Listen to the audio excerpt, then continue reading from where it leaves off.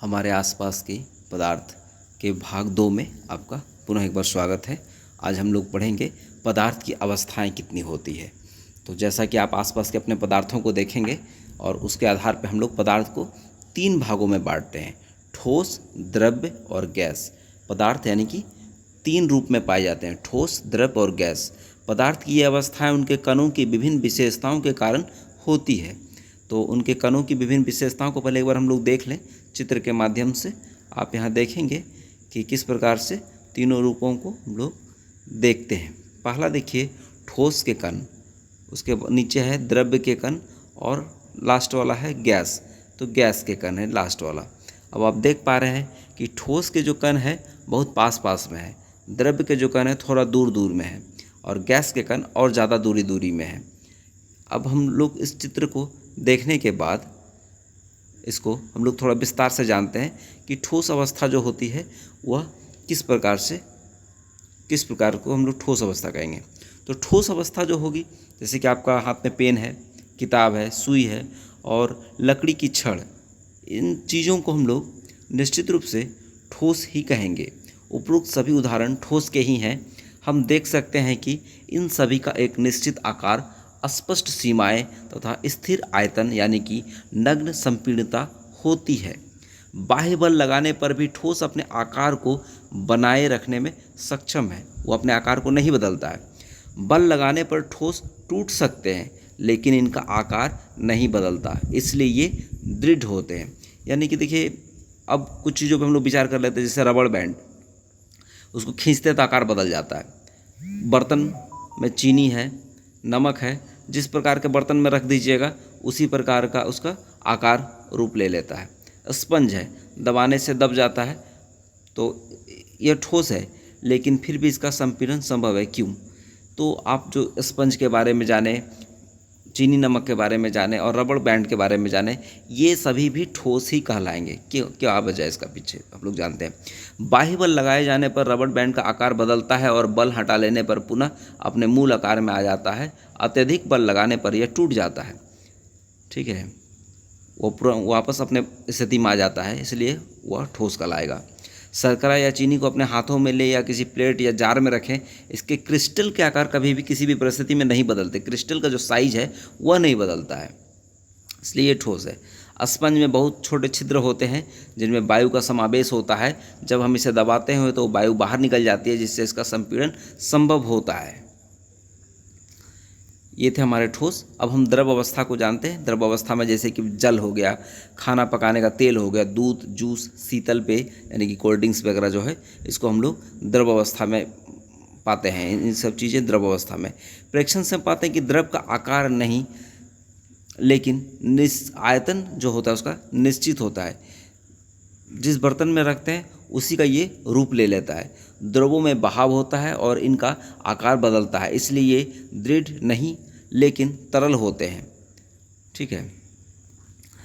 तो हम लोग क्रियाकलाप 1.4 क्रियाकलाप 1.5 के संदर्भ में हमने देखा कि ठोस और द्रव का विसरण द्रवों में संभव है। वातावरण की गैसें विसरित होकर जल में घुल जाती है। ये गैसें क्या क्या है? ऑक्सीजन है, कार्बन डाइऑक्साइड है, जलीय जंतु तथा पौधों के लिए अनिवार्य होती है। सभी जीवधारी अपने जीवन निर्वाह के लिए श्वसन लेते हैं, श्वास लेते हैं, है ना। जलीय जंतु जल में घुली ऑक्सीजन के कारण श्वास लेते हैं। इसी तरह से हम निष्कर्ष पर पहुंचते हैं कि द्रव में, ठोस, द्रव में और गैस तीनों का विसरण संभव है। ठोसों की अपेक्षा द्रवों में विसरण की दर अधिक होती है। ऐसा इसलिए क्योंकि द्रव अवस्था में पदार्थ के कण स्वतंत्र रूप से गति करते हैं और ठोस के अपेक्षा द्रव के कणों में रिक्त स्थान भी अधिक होता है, जैसा कि आप अभी थोड़ी देर पहले चित्र में देखे, है ना। उसी को हम लोग आगे अब गैसीय अवस्था के बारे में जानते हैं। आपने कभी उस गुब्बारे वाले पे ध्यान दिया है जो गैस के एक ही सिलेंडर से बहुत सारे गुब्बारों में हवा भरता है? इससे पता चलता है कि एक सिलेंडर से वह कितने गुब्बारा भरता है। उनसे पूछे एक सिलेंडर में कौन सी गैस है, ये आप जानकारी ले सकते हैं। सिलेंडर में कौन सा गैस है, किस गैस से वो बैलून को फुलाया जाता है, ठीक है।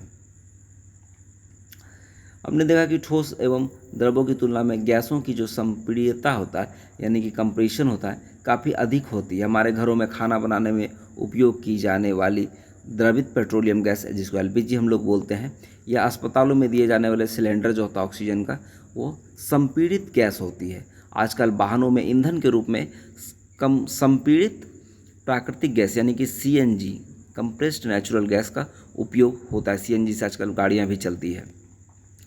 तो संपीड़ितता काफ़ी अधिक होने के कारण गैस के अत्यधिक आयतन को एक कम आयतन वाले सिलेंडर में संपीड़ित किया जा सकता है एवं आसानी से एक स्थान से दूसरे स्थान तक भेजा जा सकता है।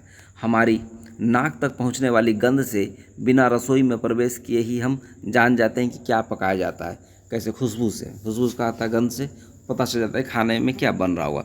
खाने की गंध के कारण वायु, खाने का जो गंध है, गंध के कण जो हैं वायु में मिल जाते हैं और रसोई से फैलकर हम तक पहुंच जाते हैं। यह गंध के कण और दूर भी जा सकते हैं। पके हुए गर्म खाने की महक हमारे पास तक कुछ ही क्षणों में पहुंच जाती है। इसकी तुलना ठोस एवं द्रवों के विसरण से करें।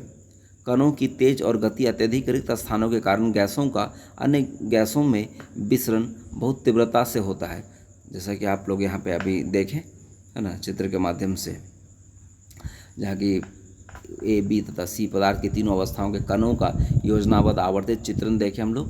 तीनों अवस्थाओं में कणों की गति को देखा जा सकता है और उनकी तुलना भी की जा सकती है। क्या पदार्थ अपनी अवस्था को बदल सकता है?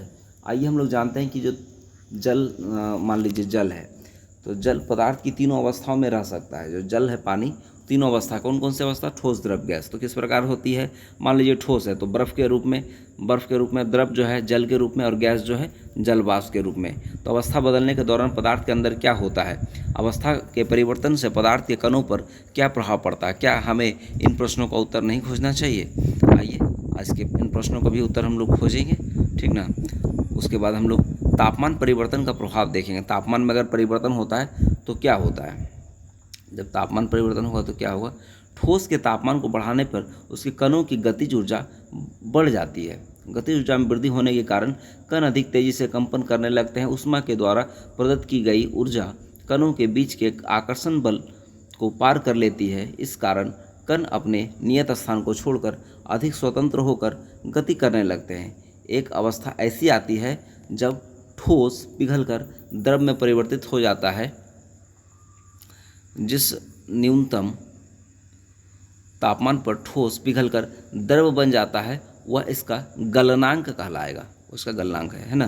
किसी ठोस का गलनांक उसे कणों के बीच के आकर्षण बल के सामर्थ्य को दर्शाता है। और बर्फ का गलनांक को हम लोग यहाँ पे K4 केल्विन, जो कि अंतर्राष्ट्रीय का तापमान का SI मात्रक है, तापमान का अंतर्राष्ट्रीय मात्रक यानी कि SI मात्रक जो है केल्विन है, जो कि 0 डिग्री सेंटीग्रेड बराबर 273.15 K4 केल्विन होता है, ठीक ना।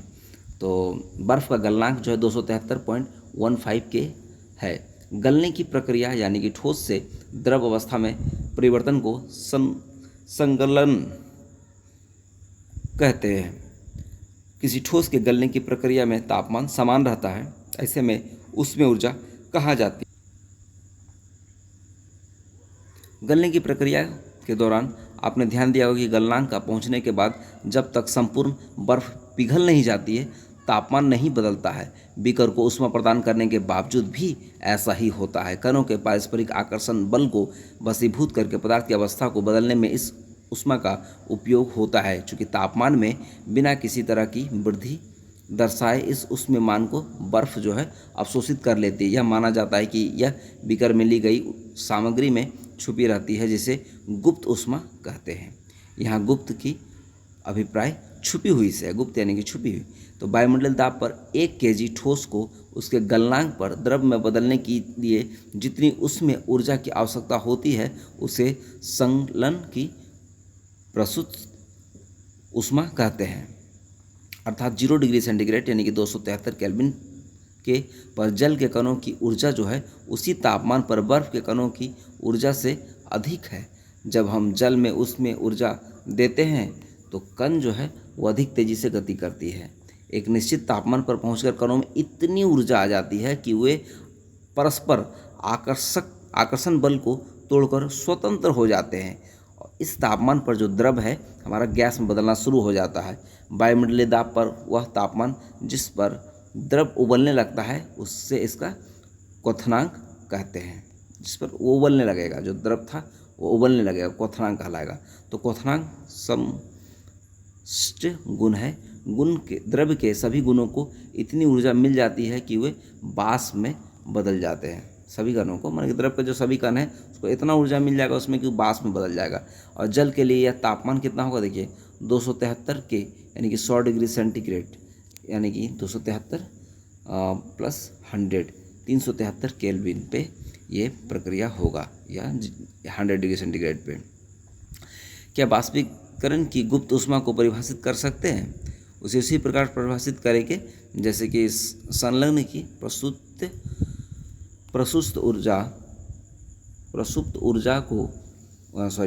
ऊष्मा को परिभाषित किया जाता है ना।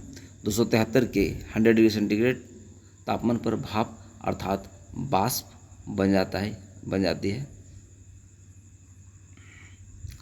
वाष्प के कणों में उसी तापमान पर यानी कि तापमान पर पानी के कणों की अपेक्षा अधिक ऊर्जा होती है। ऐसा इसलिए है क्योंकि भाप के कणों के वाष्पीकरण की गुप्त ऊष्मा के रूप में अतिरिक्त ऊष्मा अवशोषित कर ली जाती है।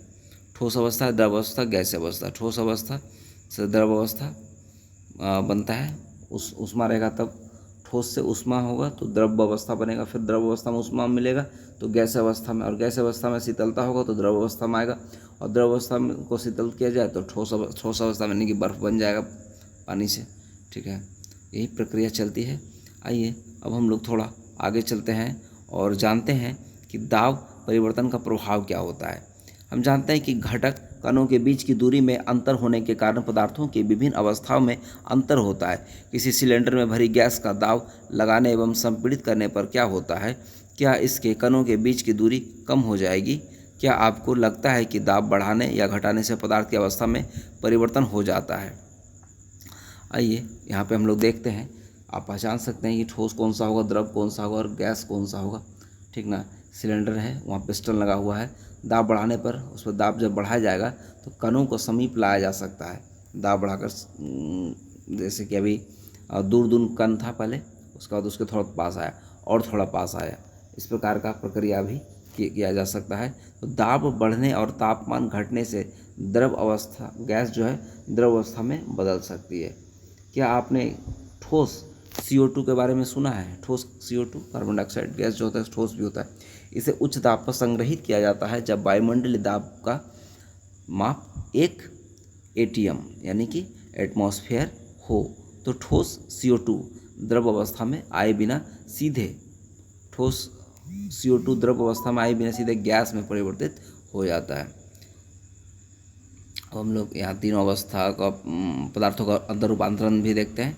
ठीक है, इसको हम लोग ठोस कार्बन डाइऑक्साइड को शुष्क बर्फ यानी कि ड्राई आइस भी कहते हैं। इस तरह से हम कह सकते हैं कि पदार्थ की अवस्थाएं यानी कि ठोस, द्रव और गैस दाब और तापमान के द्वारा तय होती है। यहाँ देख रहे हैं हम तीनों अवस्था में पदार्थों का रूपांतरण इस प्रकार से होता है, ठोस, द्रव, गैस में। उसका आपका प्रश्न उत्तर है। उसके बाद वाष्पीकरण। पदार्थ की अवस्था बदलने के लिए क्या सदैव ऊष्मा देना या दाब बदलना आवश्यक है? क्या आपने दैनिक जीवन से ऐसा कोई उदाहरण दे सकते हैं जिसमें कि बिना क्वथनांक पर पहुँचे हुए क्या कोई द्रव वाष्प अवस्था में बदल जाती है? जल को खुला छोड़ देने पर क्या धीरे धीरे वाष्प में परिवर्तित हो जाती है? कैसा होता है?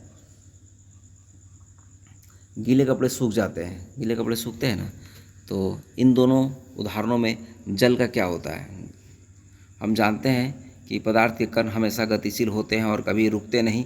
एक निश्चित तापमान पर गैस, द्रव, ठोस के कणों में विभिन्न मात्रा में गतिज ऊर्जा होती है। द्रवों में सतह पर स्थित कणों के कुछ अंशों में इतनी गतिज ऊर्जा होती है कि वे दूसरे कणों के आकर्षण बल से मुक्त हो जाते हैं। क्वथनांक से कम तापमान पर द्रव के वाष्प में परिवर्तित होने की इसी प्रक्रिया को हम लोग वाष्पीकरण भी कहते हैं। वाष्पीकरण को प्रभावित करने वाले कुछ कारक भी हैं। वाष्पीकरण के कारण शीतलता कैसे होती है, वाष्पीकरण के कारण शीतलता कैसे होगी, इसको हम लोग यहाँ पे समझते हैं और फिर कुछ खास चीज़ों को हम लोग जानते हैं, कुछ नए चीज़ों को आप जानिए। जैसे कि अभिवैज्ञानिक पदार्थ को 5 अवस्था में रखते हैं। एक है बोस आइंस्टाइन कंडेंसेट, ठोस द्रव गैस, तो आप पहले से जानते थे। एक है प्लाज्मा, ठीक है। तो यहाँ पे 2 नया है, एक प्लाज्मा है और एक बोस आइंस्टाइन कंडेंसेट है। ये दोनों जो है पदार्थ की दोनों नई अवस्था है। इसके भी बारे में आप विस्तार से यहाँ पे जानेंगे। और पांचों के बारे में अगर विस्तार से आप ज़्यादा जानना चाहते हैं तो इसके लिए आप www.chem4kids.com पर लॉगिन कर सकते हैं। इस प्रकार ये आपका अध्याय को हम लोग पूरा करके यहाँ पे इसका अभ्यास पे चलेंगे, है ना। अभ्यास को हम लोग अगले वीडियो में हल करेंगे। तब तक के लिए आप मेरे चैनल पर बने रहिए, और जब मैं इसका नेक्स्ट वीडियो डालूँगा तो आपको नोटिफिकेशन मिल जाएगा। उसके लिए आप मेरे चैनल को सब्सक्राइब कर लीजिएगा।